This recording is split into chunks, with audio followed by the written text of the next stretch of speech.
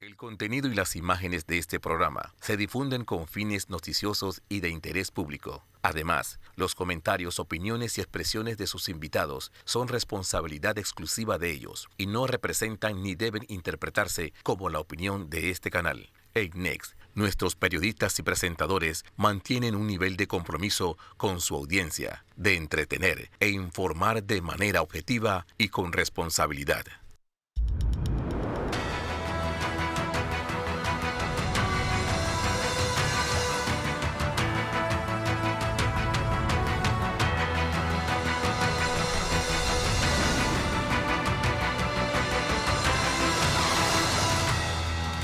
Muy buenos días, Panamá. Hoy es domingo 8 de diciembre.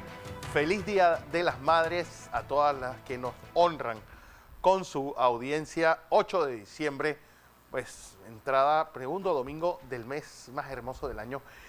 Y un mes donde, pues, una prueba PISA que nos ha dejado del tamaño de lo que realmente somos.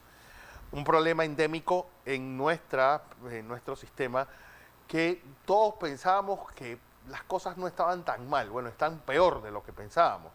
Somos el segundo país latinoamericano con la peor sistema educativo, bueno, de los evaluados, noveno en el mundo, de atrás hacia adelante.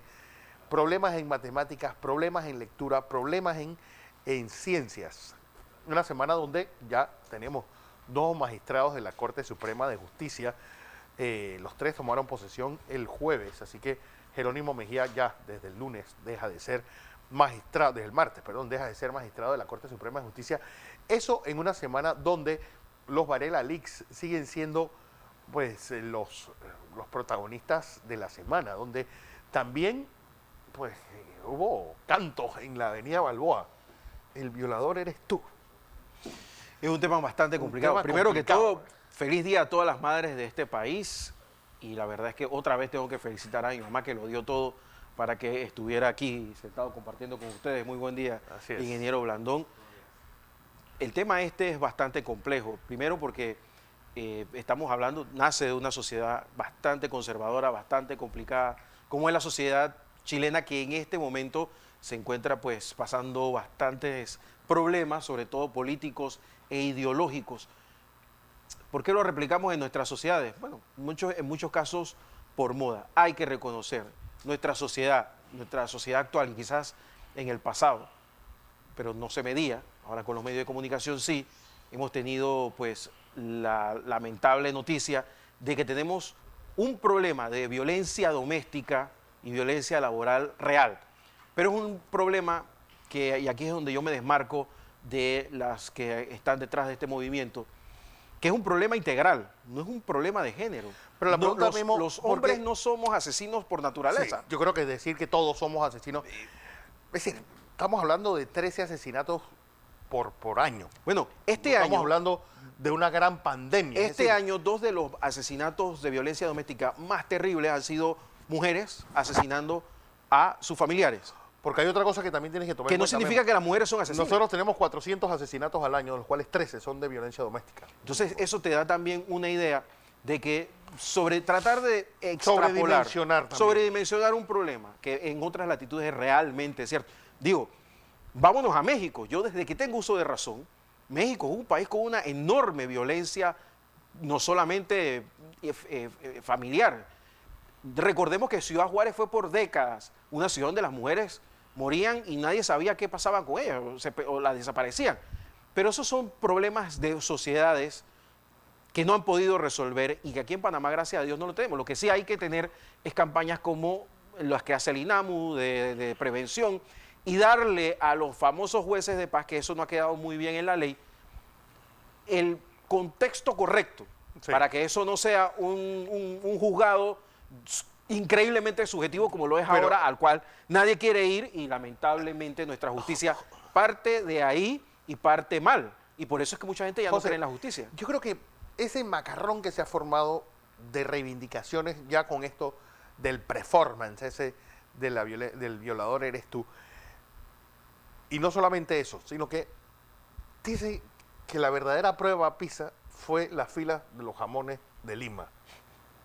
José Blandón. Esa prueba es diaria, los tranques, nada más que hay que ver. Buenos días a todos, buenos días, buenos días. Hoy es el Día de las Madres. Sí. Quiero decirle a todos ustedes, hombres y mujeres de esta patria que tienen a sus madres vivas, nietos, hijos, ustedes no tienen idea del tesoro que tienen. Qué bueno. Quizás el ser más anegado que ustedes van a tener a su lado es su madre. Y no lo digo por agradarles, sino por experiencia. Sí. Cuando la madre de uno se muere, un pedazo de uno se entierra allí. Y quisiera, en honor a esa mujer que tanto nos dio y que tanto cuando se va extrañamos, Fernando, hay cosas que uno, por ejemplo, el Día de las Madres o cuando uno cumple años, la mamá de uno siempre en el campo le mandaba una gallina de patio a mi mamá, o te mandaba puerco frito. Sí, lo que tuviese. O lo que tuviese, o bollo. Entonces, los gestos de cariño, y yo tengo el acto de amor más grande que yo tengo en mi vida es de mi mamá en un día cuando yo era niño. Ese es mi mejor recuerdo de mi madre. Tenía fiebre y me abrazó y me quería llevar al hospital. Y yo no quería. Entonces mi mamá me abraza y me dice, si usted se muere, yo me muero con usted. Oh. Ese, digamos, es el acto de amor más grande y generoso que yo haya visto. Por cosas del destino, muy pronto me mejoré. Creo que fue por el miedo de perderla, siendo yo tan niño. Pero mi mamá fue operada de un riñón, vivió muchos años y a la edad de 81 años nos abandonó. Hoy es el Día de la Madre. Así es. Bien. Pero fíjense, en honor a esas mujeres, una de las características, Fernando, de nuestro país es que nuestros padres siempre han deseado la mejor educación para nosotros. Claro. Siempre. Y nuestros padres, tú tienes la experiencia, Guillermo, Fernando. Yo creo que esta es la primera generación que los hijos están recibiendo una peor educación que la que se recibieron sus padres. ¿Sí? Entonces, Puede ser. nuestros padres se preocupaban siempre porque nosotros estudiáramos, sacrificaban lo que sea, Sí. todo el esfuerzo, trabajaban doble para que nosotros estudiáramos. Y nosotros somos lo que somos por esa afán de nuestros padres y abuelos de hacernos estudiar. Pero también había una característica de esa época. Los padres de familia respetaban tanto a los maestros y profesores que si usted llegaba a su casa a prestar alguna queja contra el maestro o profesor, le pegaban a usted. Sí. Porque al maestro y al profesor se respetaba. Ahora si un niño le pone una queja al papá, el papá viene a denunciar al maestro y al profesor, al director, o viene y le pega. Entonces, los tiempos han cambiado en algunas cosas para mal, pero creo que es que en esa época la familia estaba más involucrada con la educación. Sí. Y al despegarse los padres de la educación, pregúntele, antes de salir de su casa, usted no salía así porque usted quería regresar a la hora que daba la gana. Usted a las 7 de la noche estaba en su casa. Ahora los padres, por ser amigos de sus hijos, no se fijan en la educación de sus hijos. Pero es que también hay algo que tal vez venimos de sociedades mucho más controladas, mucho más donde existía el concepto de pueblo o de, ¿sabes? El parque era nuestro sitio común, uno más o menos tenía Pero es que tú también orientado, pues tenían las figuras paternas, el policía, el bombero, como tú dijiste tus algo grandes héroes. importante. Ahora no. Ahora un muchacho que vive en la 24 de diciembre, que no ve un policía nada más cuando hace una batida o llega a una casa a hacer una redada, no ve un bombero, el maestro generalmente o está en paro o está anunciando que viene un paro, ¿sabes? Y no tiene esos modelos que nosotros teníamos, ni tiene tampoco sitios comunes que no sean los centros comerciales para reunirse. Aquí hay una línea que se cruza en el año 1990. En el año 1990 se decide aquí bajar la calidad de la educación y privatizarla. De hecho, eso es lo que comienza a suceder. Pero no, en el año 90, cuando llega el nuevo gobierno, el ministro de Educación de la época decide que muchos de los colegios que eran de excelencia pierdan esa categoría, colegios públicos. Recordemos que en esa época habían pocos colegios particulares, pero de un nivel muy alto. Y los colegios públicos, habían unos de excelencia y habían otros que estaban buscando llegar a esa excelencia. O sea, eso que ustedes dijeron es cierto. Nosotros, por lo menos yo fui una de las últimas generaciones donde tuve una educación tan buena como la de mis padres. La educación que se está dando ahora mismo es mala tanto en el sector particular como en el sector público. y en el público pues ya no tengo que decir que es mala, es pésima. Y uno de los resultados, no sé si lo viste, José, que te mandé, la prueba PISA en general. Es una prueba, recuerden, que es hecha en computadora, no es hecho manual. Panamá es uno de los países, creo que el país latinoamericano más satisfecho de la calidad educativa, o por lo menos sus alumnos dicen que ellos están satisfechos con la calidad educativa que están recibiendo. Sí, y fíjense, esto nos ha planteado en el debate esta semana y nosotros lo iniciamos con fuerza porque la educación, dejando la retórica al lado, es la base que tenemos que impulsar si queremos seguir desarrollándonos o llegar a algún lado.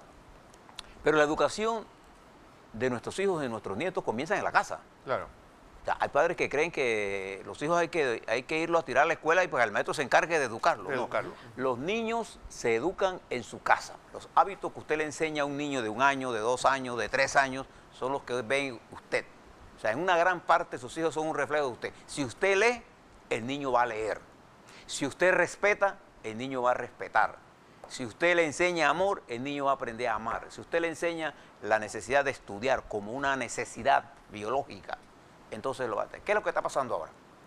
Que esa influencia o esa participación del hogar en la educación ha venido disminuyendo en forma dramática, a tal punto que los maestros, usted va a cualquier asamblea de escuela y solamente van mujeres, los hombres no van. Entonces, cuando usted lo ve que se toma unos tragos, lo primero que dicen, los hijos son lo más importante para mí. Pero no sabe ni siquiera con quién andan sus hijos. Eso no pasaba antes. Yo pienso que hay que educar a los padres a educar. Primero. 2, creo que la educación, la ministra de Educación habló de una reforma integral. Yo creo que mientras usted no movilice la opinión pública con respecto a la necesidad de una reforma educativa es de lo más complicado que hay. Nosotros tenemos que levantar la conciencia en los padres. Pero es que, José, mientras el debate siga siendo que las escuelas rancho, las escuelas multigrado, es decir, estamos en la forma. Ver el fondo del barril y no ver la parte media del barril. Pero la mayor parte de los habitantes de este país son urbanos, no olvidemos eso. ¿Sabes que este tema tiene lo mismo que estábamos hablando de un funcionario que no sabía cuántos números, con cuántos dólares cuenta para su ministerio o para su entidad autónoma? Es lo mismo que pasa con este libro que yo tengo aquí. Este libro se llama Una cita con la esperanza. En el año 2000, el Programa de las Naciones Unidas para el Desarrollo ya había 2002. hecho en el año 2000 hicieron un diagnóstico de que en Panamá la calidad de educación se venía a pique.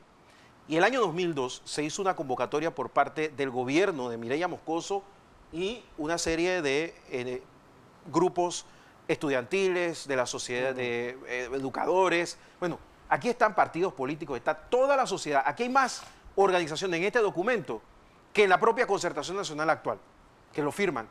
Una de las que lo firma es Isabel de Saimalo de Alvarado, que era la segunda en el PNUD, que llegó a vicepresidente y canciller. Y este documento, que ella lo firma, nunca jamás lo tocaron en el gobierno de Varela. Y este documento que está aquí, lo digo, quizás la actualización que hay que hacer es el tema de Internet y de las nuevas tecnologías. Pero este documento ya es un acto revolucionario. Aquí se habla incluso de la educación sexual en las escuelas. Y esto fue consensuado con maestros y profesores. Este documento lo agarraron y lo tiraron al tinaco de la basura. Y cuando yo escucho a un ministro de Educación, que esta no es la primera que lo escucho, del gobierno anterior y del anterior, decir que hay que hacer una reforma, me doy cuenta de que llegaron al escritorio sin saber nada de nada, porque estos documentos ya existen. Ya está, 178 páginas de cómo cambiar la educación nacional. Ya se consensuó, pero cada uno quiere llegar con su librito. Entonces, claro, es lo que ustedes dicen. El problema es que entonces bueno, hay que eliminar las escuelas de rancho. No, es que la galleta nutricional. No, señores, el problema es mucho más grave. La brecha entre un estudiante del Colegio Javier y un estudiante del Instituto América ya es enorme. Y eso que son 2 buenos colegios. Sí. Pero si nos vamos a un colegio un poco más caro contra otro del interior del país, ya estamos hablando de años de diferencia. No. Es que también la educación es un tema tan complejo que yo te aseguro que, por ejemplo, el Guillermo Endara Galimani de La Chorrera o el Instituto Urracá están por encima de la mayor parte de los colegios privados del país. Sí, es que parte del problema es que ahora se ha privatizado de tal manera que estos son colegios unas fábricas de son diplomas. llenos de, muchos son colegios de garaje. Sí, lo que no solamente está este ejercicio, hay otro ejercicio nuevo. Claro. Hace unos cuantos meses que se firmó por todo el mundo. El problema es que no hay un debate nacional, provincia por provincia, sectores sociales. Por ejemplo, la necesidad de la educación. Cuando nosotros hicimos la reforma educativa en la época del general Torrijos, nosotros distinguimos muy claramente que usted no le puede llevar una educación, por ejemplo, a un sector indígena con las mismas normas que usted le lleva al sector urbano. al sector urbano. Por ejemplo, los niveles de conocimiento en cuanto al lenguaje que tienen los indígenas son diferentes a nosotros. Hablo de lenguaje, ¿ah? Primero que tiene que ser bilingüe. Claro, entonces, esa comprensión nos indica a nosotros que el español para ellos tiene menos dominio de palabras que las que yo puedo decir. Igual ellos dominan una lengua que yo no domino. Entonces, tenemos que nosotros adaptar. tienen que hacer con el inglés. Por ejemplo, en el sector cuando se hizo el proceso de alfabetización en el campo, nosotros comenzamos a diseñar modelos de cómo comunicarnos. Ayer descubrimos cosas sencillas.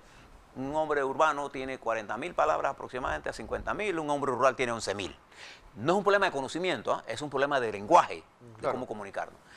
Hay gente con menos palabras que sabe más que yo con mucho más palabras. Vamos a estar, no estoy hablando de conocer el conocimiento. Entonces, lo primero que hace falta es llevar a la educación al debate. ¿Cuántas veces usted ha escuchado a los dirigentes políticos de los partidos políticos hablar de la educación y montar seminarios a sus adherentes de partidos para discutir la educación? Peor. No, lo que estamos discutiendo es... Peor todavía. ¿Cuál partido político usted ha visto que ha sacado un comunicado después de los resultados del PISA? Pero es que no hay discusión interna. ¿Cómo Sí, va a que sacar no hay un discusión comunicado? Pero entonces, Hablan cuando de usted eso. va a las provincias, la educación que todavía nuestros padres, es un positivo que tenemos todavía nuestros padres, los muchachos jóvenes ahora, también están preocupados porque sus hijos tengan una buena educación. Y la gente cree, por ejemplo, Varela pensaba que hablar inglés era el camino para salir del subdesarrollo. Bueno, en los Estados Unidos hay millones de gente que habla inglés y están tan pobres como los más pobres de nosotros. No es un problema de eso, es un problema de conocimiento. La gran tecnología moderna va a producir dentro de poco ordenadores y smartphones suficientemente capaces de traducirle simultáneamente el idioma que hable con el que usted se está comunicando. El problema de ahora mismo es que la base de información es más grande que la base de conocimiento. Y en consecuencia se produce una especie de aislamiento entre la enseñanza que dan los profesores y maestros con un lenguaje viejo y los muchachos con un lenguaje nuevo, tecnológico. Entonces, Pero todavía, José, y uno de los puntos más peligrosos de y no vamos a hablar solamente de Panamá, vamos a hablar de los resultados mundiales. Todos los países de la OCDE bajaron. Si tú ves las 7 primeras posiciones, son 6 de territorios que tienen que ver con China. Y la mayor parte de los muchachos no sabe la diferencia entre una opinión y un dato. Por eso es que tú ves gente guiada por paradigmas y por puros eslóganes que no tienen sentido para el resto de la sociedad. Hay algunos países que sencillamente la parte de comprensión no se midió o no se ha dado resultado porque es sospechosamente inválida. Se respondió sí, no, sí, no, sí, no en menos de 6 segundos a una cantidad importante de respuestas y eso daba la impresión de que no solo no se comprendía, sino que no se interesaba en comprender. ¿Qué es lo que...? A ver, ¿cuál es el gran problema? A mi caso, cuando yo estudié ingeniería de sistemas, cuando yo entré a la secundaria, la ingeniería de sistemas no existía siquiera. Cuando yo estudié ingeniería de sistemas, todo era hardware, software y comunicaciones. Ahora mismo se está hablando de ciberseguridad, de big data, de inteligencia artificial. Nanotecnología. Entonces, es que la educación es dinámica. La primera cosa que hay que quitar de la mente de los educadores es eso de dar informática. Es que ya la informática debe estar dentro de la educación. Debe ser parte del español, de la geografía, de la historia. Es una herramienta. Entonces, perder el tiempo dando 2 horas semanales, 3 horas semanales de informática es un verdadero anacronismo en el año 2019. Pero nosotros tenemos un sistema educativo donde los profesores quieren eso. Entonces, una de dos, o se da el golpe de timón.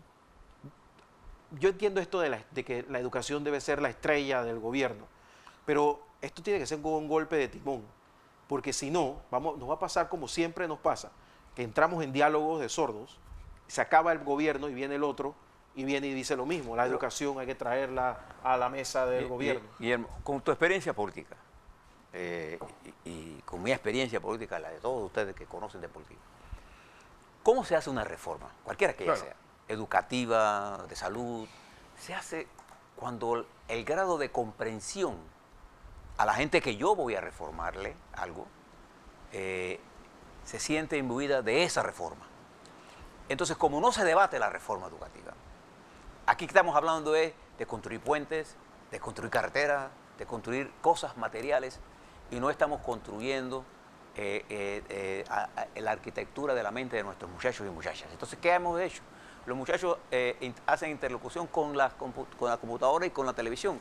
Con la televisión no hay forma de compartir. Además que es un diálogo de... Sí, claro, no se interactúa con la televisión, con el ordenador no se interactúa. Entonces, creo que lo que hace falta, en realidad, es dejar de pensar que esto de la educación es un problema de sabios. Hey. La educación es un problema de todos y como consecuencia es el problema de los estudiantes, es el problema de los padres, es el problema de las mujeres, es el problema de los viejos. El gran éxito de los países asiáticos y particularmente de la República Popular China, de Taiwán también, de Corea del Sur, de Vietnam, de Camboya, que pasaron guerras terribles no hace mucho. ¿Cuál es el gran éxito? Haber incorporado la sociedad, toda la familia, a la reforma. Entonces, no hay un divorcio entre el educador, entre el gobierno y la sociedad en términos José, de la reforma que queremos. Nosotros estamos perdiendo de vista que el mejor resultado de África lo sacó Botswana. Sí, estamos hablando de un país que la mayor parte de la gente del mundo no puede ni siquiera localizar en el mapa. Por ahora. Por ahora. Yo quiero ir a información comercial. Cuando regresemos, vamos a seguir hablando de esto. Vamos a hablar de la llegada de los 3 nuevos magistrados ya en firme y bueno, de la salida ya por sonrosa de Jerónimo Mejía, de todos estos Varela Lee que siguen saliendo de esa pus interna de las cañerías del Estado. ¿Está la OTAN condenada a desintegrarse? Es la gran incógnita que salió de esta semana, donde América Latina sigue en llamas con Venezuela pues colgando de la brocha el gobierno del señor Juan Guaidó. Vamos a informar. Seguimos en la presentación de Entre Líneas. Hoy es domingo 8 de diciembre, una semana donde el baldazo de agua fría fue ese resultado de la prueba PISA. Recordemos que Panamá tenía años de no participar y bueno, un resultado yo creo que esperado. El tema también de la semana, llegada de nuevos magistrados a la Corte Suprema de Justicia. Pasado mañana, el día martes, el presidente debe anunciar quién va a ser el nuevo Procurador General de la Nación y los suplentes tanto de la Procuraduría de la Administración como de la Procuraduría General de la República. Todo eso en medio del escándalo de los Varela Leaks, que sigue saliendo esa pus de aquellas, como le he dicho, esas cloacas del poder que me han desnudado o más bien han dibujado de cuerpo entero la clase política, la clase económica, la clase, la oligarquía, toda la jerarquía eclesiástica y cuántos más. Sigamos con el tema educativo, don José, porque, es decir, ¿cómo se retoma o cómo se toma un diálogo de esto en un mundo tan confuso, en un mundo que está, o por lo menos nuestro micromundo, metido en reformas constitucionales? Ya el Tribunal Electoral ha dicho que hay que empezar con las reformas electorales y son como diálogos solapados uno encima de otro sin que vaya a salir algo transformador de todo esto. Mira, las reformas electorales, para salir de una, sin saber el destino de las reformas constitucionales, para mí no tiene ningún sentido. Porque las reformas constitucionales van a afectar el cuerpo legislativo que tiene que ver con las elecciones, de una u otra forma. Si no se dan, habrá que hacer otro tipo de... Pero hacerlo ahora es una pérdida de tiempo. Quizás la reforma más importante que tenemos que discutir, el conjunto de reformas más importantes que tenemos que discutir, es qué vamos a hacer con la educación, qué vamos a hacer con la salud pública. Cuando hablo de la salud pública me refiero con el MINSA y la Caja del Seguro Social. Y qué vamos a hacer con el sector agropecuario. Estas son cosas que requieren un determinado nivel de participación nacional. Lo primero que tiene que hacer es cementar el país, ¿no? ¿A quién le tenemos que explicar primero qué queremos hacer? ¿Quiénes son los actores importantes de la educación? Lo más importante, maestros y profesores, padres de familia. ¿Cuál es el mecanismo más fácil para llegar a los maestros y profesores? Sus gremios. ¿Y cuál es el mecanismo más expedito para llegar a padres de familia? Los partidos políticos. Porque le llegas a la mitad rápidamente. Entonces, si tú no movilizas esa fuerza detrás de un esqueleto que ya está construido, esto que le acaba de mostrar aquí Guillermo, es uno de los documentos que hemos producido. El problema de esto es que la gente no se los lee, no los estudia. Entonces, para hacer esto, lo que tenemos que hacer es qué reforma quiere el panameño y panameña. Y cuáles le vamos a explicar que además de la que quiere, necesitamos. Exacto. Cuando yo tengo eso, en esa movilización nacional, que además va a levantar el ánimo y el espíritu de la gente, porque vamos a discutir cosas de verdad a fondo. Por ejemplo, hay una gran cantidad de muchachos nuestros que fracasan en matemáticas. Y cuando usted va al fondo del problema, usted encuentra que desde niño, a los niños les hemos enseñado a los muchachos que la matemática es muy difícil. Sí. Y que mejor no estudie matemática porque eso no lo entiende nadie. Bueno, la matemática es necesaria para usted en la profesión que usted coja en cualquier lugar del mundo. Entonces tenemos que revisar los métodos de enseñar la matemática. Nosotros tenemos que ver, por ejemplo, queremos aprender inglés y no sabemos español. No tenemos lectura comprensiva, somos deficientes. ¿Y por qué la lectura es importante? Porque esa es la que despeja la mente para buscar nuevas rutas. Y nosotros tenemos que estimular en los muchachos el afán de aprender. Aquí nos burlamos de los niños que saben y le decimos nerd y los alejamos. Entonces lo bueno, lo bonito es un idiota. Entonces creo que hay una inversión de valores. Yo creo que cuando yo vea al Ministerio de Educación emparvada hacia el interior, discutiendo con maestros y profesores, discutiendo en las normales, discutiendo en la Universidad de Panamá, la reforma, cómo nació el movimiento estudiantil universitario, bajo qué consigna, bajo la consigna de reforma universitaria y reforma, menos cantina y más escuela. Esas eran las consignas que ahora tenemos que hacerlas nuestras nuevamente para impulsar ¿qué cosa? Una educación cuyo modelo lo comportamos todos. Exacto. No se necesitan sabios. Lo que se necesitan es dirigentes políticos que orienten el debate para lograr con sabiduría, ahora sí, el conocimiento técnico. Aquí estamos poniendo primero a los que saben a definir. Entonces ellos con una gran elocuencia y con una gran sabiduría diseñan cosas que nadie entiende, los que nadie quiere leer. Entonces quedan como ejercicios intelectuales y llevamos, desde que destruimos la reforma educativa por allá por los años 79, perdón, Aristides Roy era presidente, hemos perdido más de 40 años sin reforma. ¿Usted sabe cuánto ha evolucionado el mundo? Y nosotros seguimos actuando de la misma forma. Entonces, claro, hay un criterio muy simple. Haciendo lo mismo, ustedes no llegan a más que a lo mismo. Es que parte del problema también es la falta de debate, pero que se ha promovido. Sí. Que no haya debate estudiantil. De hecho, mucha gente dice, bueno, lo que pasa es que esto solamente participa la gente de los colegios públicos. Eso es mentira. En el final de la dictadura, la organización juvenil corrió por parte tanto de colegios privados como públicos. Claro. En coordinación. Esto sucedió.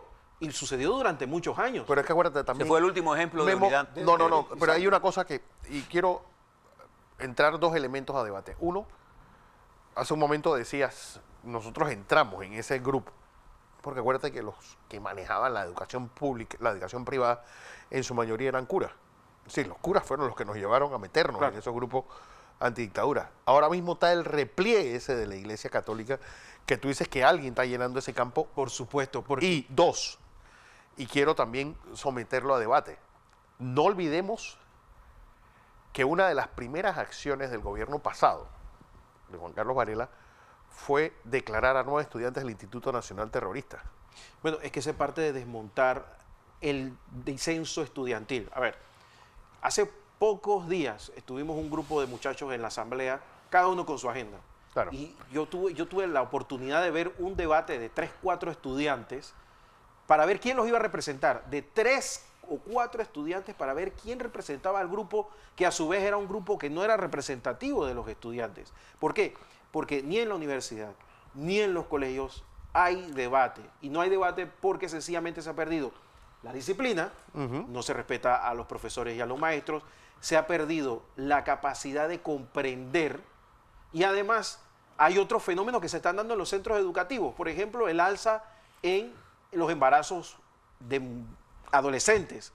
Hace 3, 4, 5 años que se dejó de publicar los resultados, habían colegios aquí en Panamá que tenían 30 y 35 niñas menores de 16 años embarazadas.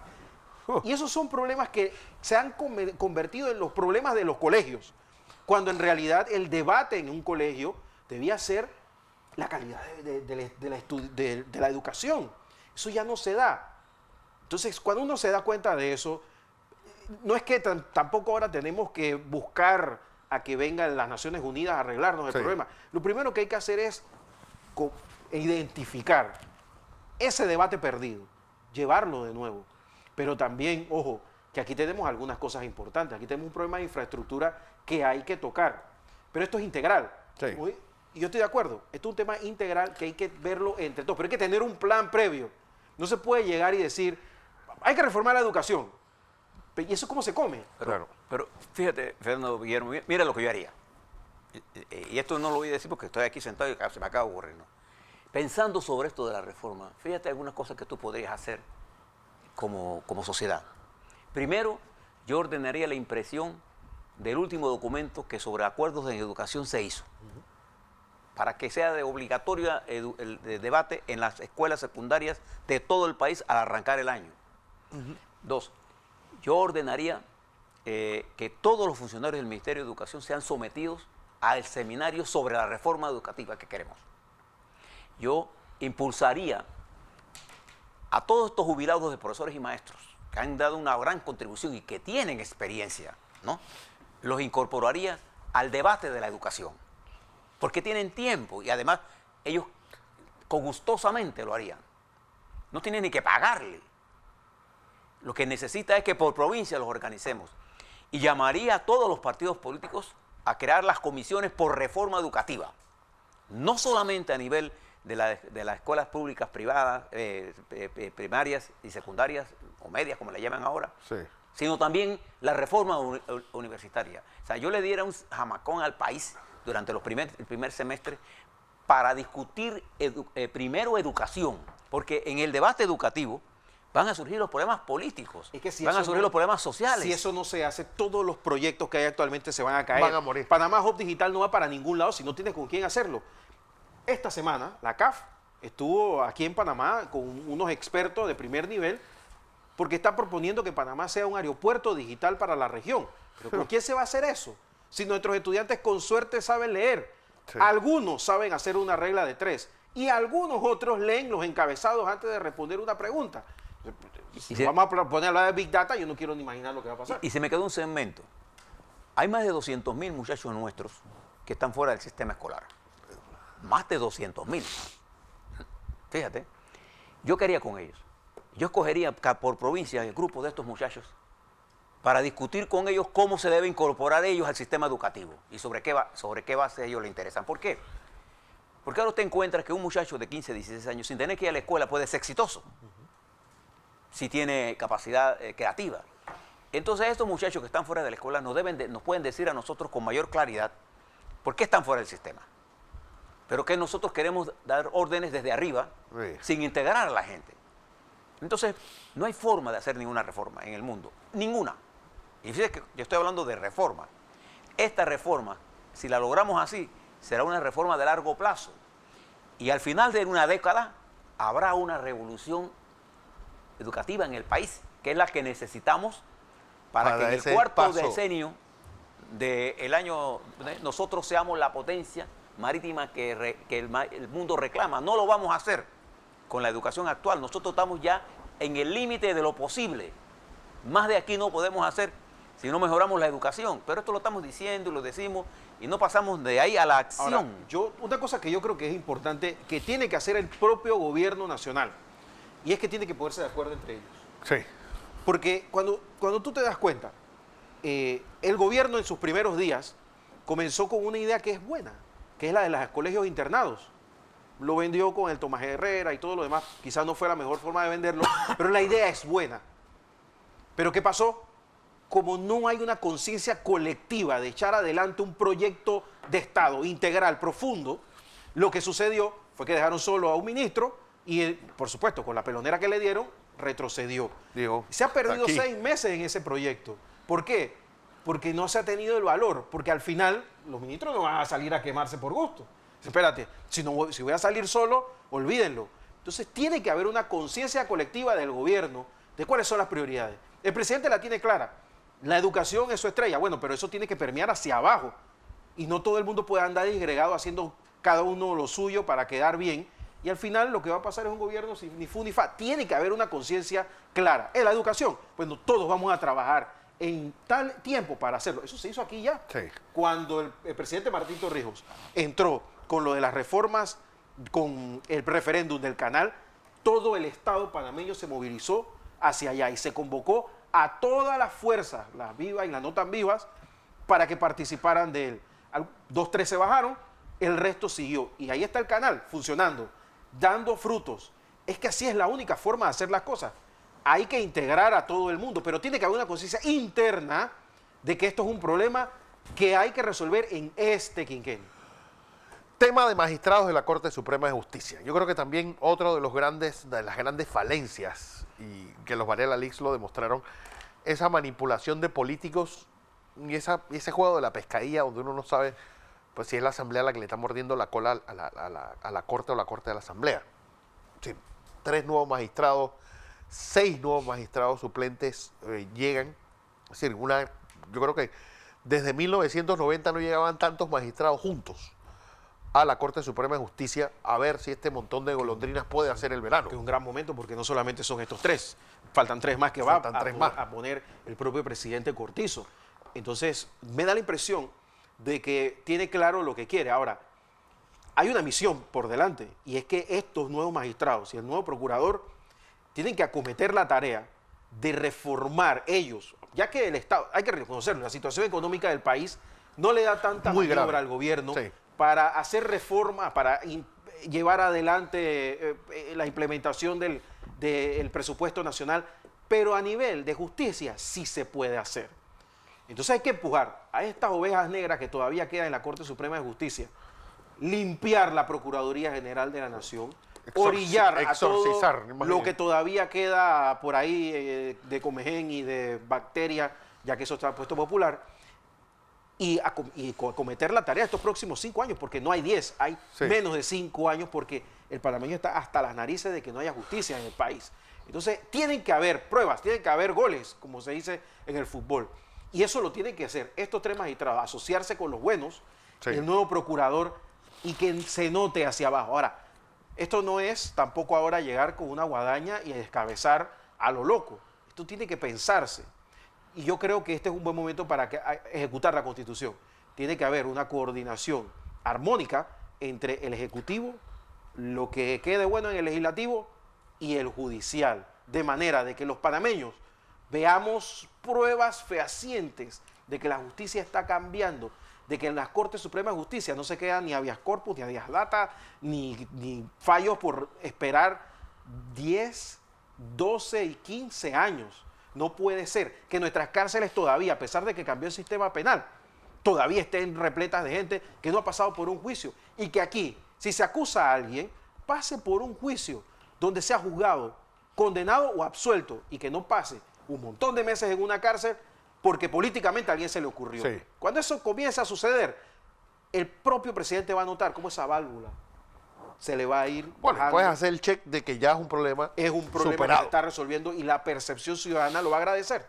Así es. José. Yo pienso que, sin duda alguna, el gobierno del presidente Cortizo ganó credibilidad con la selección que hizo y la forma en cómo fueron aprobados los magistrados. Creo que se hizo sin aspaviento, con un método científico, seleccionado, bien, y creo que tuvo una buena aceptación.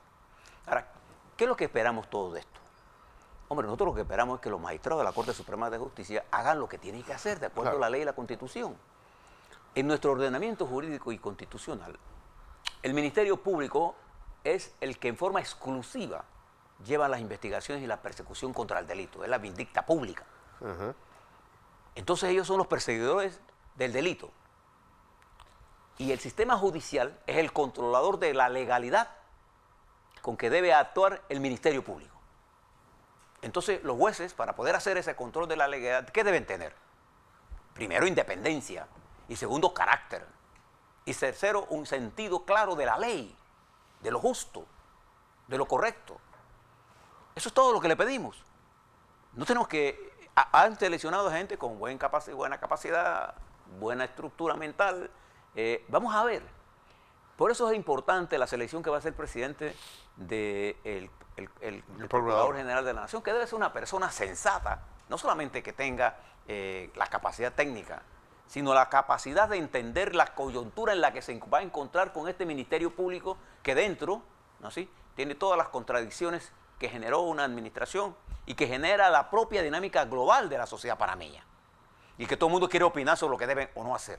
Entonces, quien designa el presidente es la ficha que mueve ahora la tabla del ajedrez jurídico, cuya influencia en la opinión pública va a ser determinada por las acciones de ellos, pero que le ha logrado al presidente Cortizo un espacio de credibilidad. Esa es la palabra que uso con mucha precaución.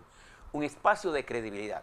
Porque las otras reformas que hay que hacer, que son las que le interesa al ciudadano común, que tienen que ver con esto de la educación, que tiene que ver con la salud, que tiene que ver con el transporte público, con el suministro de agua, con la generación de empleo para que la economía se desarrolle, esa reforma requiere de credibilidad del sistema. Cuando yo hablo de la movilización de la opinión pública en la educación, observe todo lo que esto produce. Produce una movilización del país en la construcción de un destino, ¿no? Este es como el librito que tiene ahí, una cita con la esperanza. Cuando los pueblos pierden la esperanza, no les queda más que tirarse a la calle como en Chile. Y usted ve ahí gente que se está matando, gente que tiene un interés, otro que tiene otro interés, pero al final la matriz con que todos se unen es el nivel de aislamiento y de falta de participación y de equidad que generó esa sociedad. Exacto. Entonces nosotros en Panamá tenemos esta oportunidad en la educación, pero los magistrados de la Corte Suprema de Justicia deberán entender ellos que como controladores de la legalidad en este país, deben poner seriedad y deben hacer respetar a los jueces. Aquí se ha levantado toda una campaña contra los jueces que ordenaron acciones jurídicas en contra de lo actuado políticamente por la entidad investigativa. Entonces aquí tenemos que poner un orden. Sí. Si a eso le unimos la capacidad de movilizar la opinión con temas que a la gente le interesa, nosotros vamos a ver cómo se enriquece el debate nacional. Así es. Voy a información comercial. Cuando regresemos, vamos a hablar. Pues yo creo que nosotros somos los únicos que hemos estado hablando de eso. Pues ese nuevo consorcio chino-ruso hecho para manejar gas ruso hacia la costa pacífica china. Vamos a hablar de que siguen los problemas. Hubo movilización esta semana en Venezuela, no tan fuerte como la semana pasada, pero sí sigue, pues, Colombia inmersa en esta crisis social, al igual que Chile. ¿Qué debe pasar en España? Y semana del Brexit, después del cambio.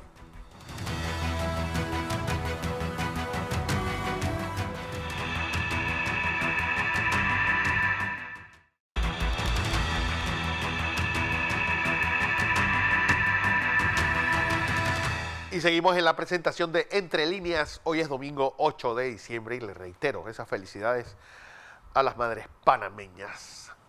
Un día o una semana que viene, pues, donde en Panamá va a haber la escogencia del Procurador General de la Nación, el Procurador General suplente y el suplente del Procurador de la Administración. Pero en el mundo toca todavía España enredada en sus problemas internos, sin gobierno. Sigue también, bueno, Inglaterra va a elecciones y una reunión de la OTAN desastrosa además, que mientras pues se tiraban los trastos en la cabeza, los países de la OTAN, China y Rusia firmaban un convenio de una cifra realmente, pues, alucinante. Guillermo. Vamos a empezar por ahí.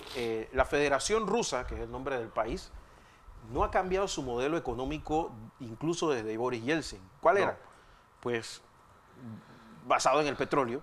El precio del petróleo define la economía rusa. ¿Cuál ha sido la diferencia? que Boris Yeltsin no supo cómo mantenerse en el poder y Vladimir Putin ha manejado el poder en Rusia con puño de hierro y con pies de hierro también. Claro. Ahora sí, ahora se ha encontrado con un verdadero opositor que desde la cárcel le está haciendo la vida imposible. ¿Y qué necesita Vladimir Putin? Entonces expandir de una vez por todas este problema que tiene con el precio del petróleo. Y se ha buscado de aliado a un Xi Jinping que está siendo cuestionado por algunas situaciones que se están dando. Ahora, a Xi Jinping no le importa nada esos cuestionamientos sobre los derechos humanos. Él descansa, y lo sabe, sobre una plataforma tecnológica envidiada por los Estados Unidos, que es el 5G, que todavía no termina de desarrollar y que ya China se la está poniendo en bandeja de plata a una serie de países que podrían ser grandes aliados. Y pues por eso que esta semana ustedes vieron que Donald Trump sancionó, digamos que de una manera solapada, a Argentina y a Brasil con estos aranceles de importación del acero. ¿Para qué? Para mandarle un mensaje a China. No importa quién es tu socio, no vamos a dejar que te expandas. Ahora, esto también es un problema para Donald Trump, porque al tratar de mantener esa puja con China, en la cual, por cierto, la guerra comercial, les quiero decir que todos esos auguros de que se va a resolver, cuidado, eso Donald Trump se los va a llevar lo más cortito posible, porque ese es su estilo de negociación. Nada más que hay que leer el libro de él sobre negociación y se va a dar cuenta que él es el rey del bluff.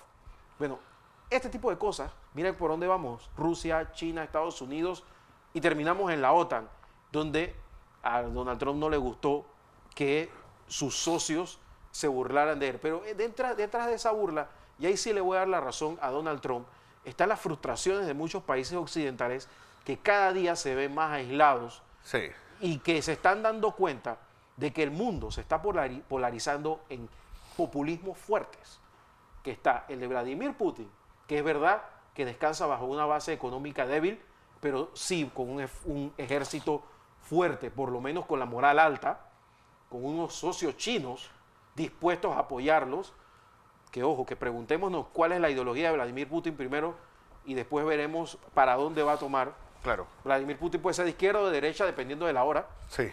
Xi Jinping ha demostrado ser el rey del capitalismo. No hay un país más capitalista que China ahora mismo. Nada más que hay que ver cuánto vendió Alibaba y cuánto vendió Amazon, uno en el Día del Soltero y el otro en el Black Friday. Hay que ver nada más eso. Entonces, Donald Trump se está dando cuenta también de eso y va a apretar, porque va por todas en la elección. ¿Y dónde queda el resto de los países, incluyendo nosotros? Pues muy, muy atrás en la cola. Me temo que vamos camino a un orden mundial multipolar, populista, polarizado, y donde los socios van a tener que sentarse con países como Panamá para que no quedemos fuera económicamente de todo esto, porque la guerra comercial no nos puede seguir acabando, y Rusia tiene interés en la región. Y ojo con eso, ¿eh? Así es, José. Mire, para ponerles las cosas que usted pueda asociarlas con nosotros, ha habido un cambio, y hay un proceso de cambio geopolítico en el mundo. Ha habido cambios en la geografía física que a su vez ha producido una nueva relación de poder entre las naciones. Y ha habido cambios en la geografía humana. Dos cambios importantes en la geografía física. Cuando nosotros hicimos la ampliación del canal de Panamá, al tercer juego de esclusas, hicimos un cambio en la geografía física, que ha tenido un impacto de colocarnos a nosotros en una mejor posición geopolítica. Esta semana se inauguró una de las obras de ingeniería más importantes, la conexión entre el norte de Siberia y las afueras de Beijing, a lo largo de la costa hasta Shanghai, del oleoducto, gasoducto, porque es un gasoducto, que se llama de la Fuerza de Siberia, The Power of Siberia, ese es el nombre con que se conoce ese proyecto, de 6.000 kilómetros de extensión, a un costo de 50.000 millones en cada uno de los estados, las partes del estado donde pasó esa línea. Tiene la capacidad de producir 1 billón de metros cúbicos de gas natural, lo que equivale a 38.600 millones de gas natural por año. Es la intención de estos dos países elevar el nivel de intercambio comercial a 200.000 millones. Pero ese cambio de garantizarle gas natural a China para su fabuloso desarrollo tecnológico y de manufacturas, nos interesa a nosotros porque eso le garantiza a China no depender desde el punto de vista de suministro de energéticos del Mediano Oriente y tener mayor estabilidad, y nos interesa a nosotros porque China sigue siendo uno de los principales usuarios del canal que nosotros ampliamos. Claro. ¿Por qué yo le traigo esta relación?